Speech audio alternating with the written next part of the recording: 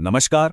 आज के इस खास एक्सप्लेनर में हम एक ऐसी घटना पर बात करने जा रहे हैं जो बेहद दुखद है और सच कहूं तो अंदर तक झकझोर देने वाली है। मध्य प्रदेश के जबलपुर में है बरगी डैम। ये एक ऐसी जगह है जहां लोग हंसते खेलते छुट्टियां मनाने जाते हैं, लेकिन अचानक ये जगह एक भयानक त्रासदी का केंद्र बन गई। आखिर उस दिन उस क्रूज बोट पर ऐसा क्या हुआ जिसने पूरे देश को सन्न कर दिया? आइए इस पूरी घटना की टाइमलाइन, इसके पीछे की वजहों और सिस्टम पर उठ रहे सवालों को परत दर परत समझते हैं। खतरनाक लहरों के बीच हमारी नाव पूरी तरह डूब रही है। जरा एक पल के लिए इन शब्दों को महसूस कीजिए। ये कोई फिल्मी डायलॉग या मनगढ़ंत कहानी नहीं है।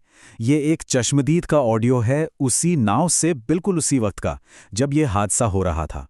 सोचकर ही रोंगटे खड़े हो जाते हैं ना, कि जो लोग कुछ सेकंड पहले तक हंस रहे थे, गा रहे थे, वो अचानक अपनी आंखों के सामने मौत को देख रहे थे। अब आगे बढ़ने से पहले ये समझना बहुत जरूरी है कि ये जगह असल में है कैसी। देखिए, नर्मदा नदी पर बना ये बरगी डैम कोई छोटी मोटी जगह नहीं है। ये डैम करीब 5.5 किलोमीटर लंबा और 70 मीटर ऊंचा है। ये कितना विशाल है इसका अंदाजा आप इसी बात से लगा सकते हैं। खूबसूरत वादियों से घिरे इस डैम को देखने दिल्ली और केरल तक से लोग आते हैं। हादसे वाले दिन भी बिल्कुल ऐसा ही था। कई परिवार अपनी छुट्टियां एंजॉय करने यहाँ आए हुए थे। हादसे से ठीक पहले के जो वीडियो सामने आए हैं, उन्हें देखकर लगता है मानो तूफान से पहले की शांति हो। क्रूज बोट बड़े आराम से करीब 75 किलोमीटर प्रति घंटे की एक नॉर्मल स्पीड से चल रही थी। लोग अपनी अपनी सीटों पर बैठे थे, कुछ लोग गाने गुनगुना रहे थे, कुछ तो नाच गा भी रहे थे। सब कुछ एकदम परफेक्ट लग रहा था। लेकिन यहाँ एक बहुत ही गंभीर बात है जो आपको नोटिस करनी चाहिए। किसी भी टूरिस्ट ने लाइफ जैकेट नहीं पहन रखी थी, किसी ने भी नहीं। और फिर पलक झपकते ही सब कुछ बदल गया। किनारे पर पहुंचने से कुछ ही देर पहले मौसम ने एकदम से करवट ली। देखते ही देखते 40 किलोमीटर प्रति घंटे की रफ्तार से तूफानी हवाएं चलने लगीं। आप कल्पना कीजिए, डैम का वो शांत पानी अचानक किसी उफनते समंदर की तरह बड़ी बड़ी लहरों में तब्दील हो गया। हवाओं की रफ्तार इतनी तेज थी कि नाव को संभलने का जरा भी मौका नहीं मिला। जो लोग इस हादसे में बाल बाल बचे हैं, उन्होंने उस खौफनाक मंजर की जो कहानी बताई है, वो डरा देने वाली है। उन्होंने बताया कि अचानक दो बहुत विशाल लहरें सीधे क्रूज से आ टकराईं, इतनी जोर से कि नाव का पूरा बैलेंस ही बिगड़ गया। पानी का प्रेशर इतना ज्यादा था कि क्रूज का शीशा ही टूट गया और पानी तेजी से अंदर भरने लगा। और देखते ही देखते वो भारी भरकम क्रूज बोट उन लहरों के बीच पलट गई।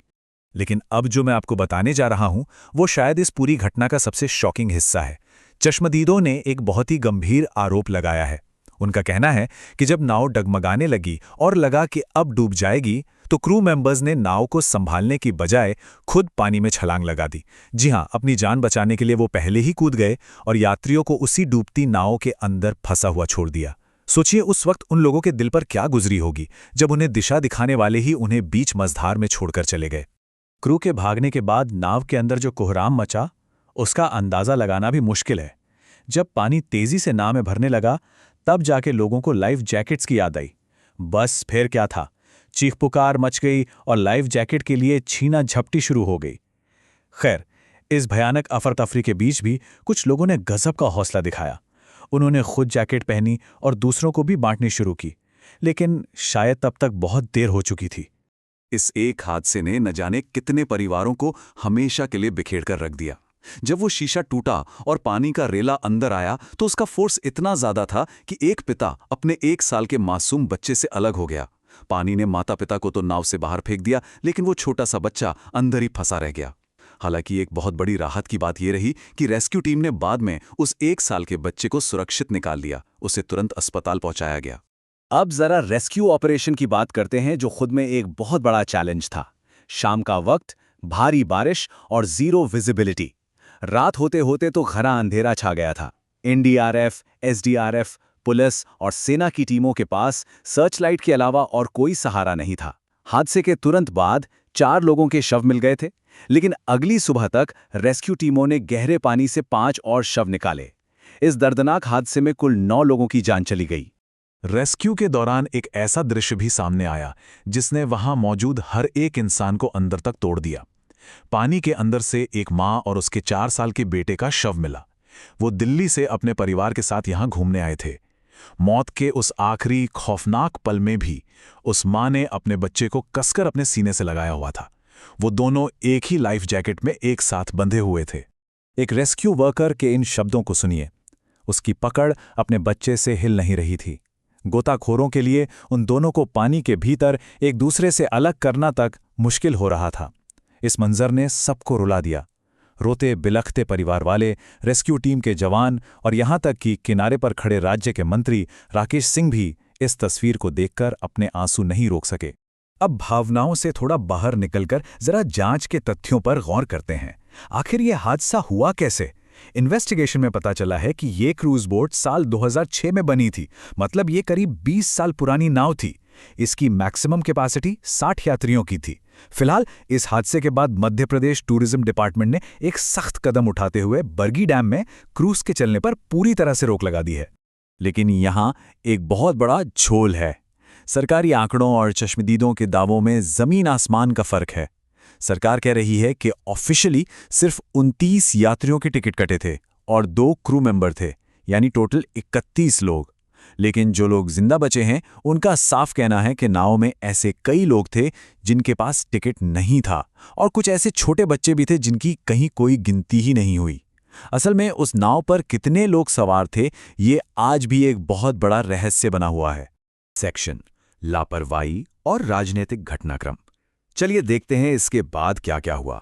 जाहिर है इतने बड़े हादसे के बाद राजनीति होना और सवाल उठना तो तय था। कांग्रेस नेता दिग्विजय सिंह ने आरोप लगाया है कि मौसम विभाग की चेतावनी को पूरी तरह से नजरअंदाज किया गया। उनका सवाल जायज है कि बिना लाइफ जैकेट और खराब मौसम में आखिर किसके कहने पर यह क्रूज चल रहा था। दूसरी तरफ राज्य के मुख्यमंत्री मोहन यादव ने घटना पर गहरा दुख जताया है। उन्होंने मामले की बहुत सख्त जांच के आदेश दिए हैं और ये वादा किया है कि जो भी दोषी होगा उसके खिलाफ कड़ी कार्रवाई की जाएगी। वित्तीय सहायता की बात करें तो मध्य प्रदेश सरकार ने इस हादसे में जान गंवाने वाले लोगों के परिवारों के लिए 4-4 लाख रुपए के मुआवजे की घोषणा की है।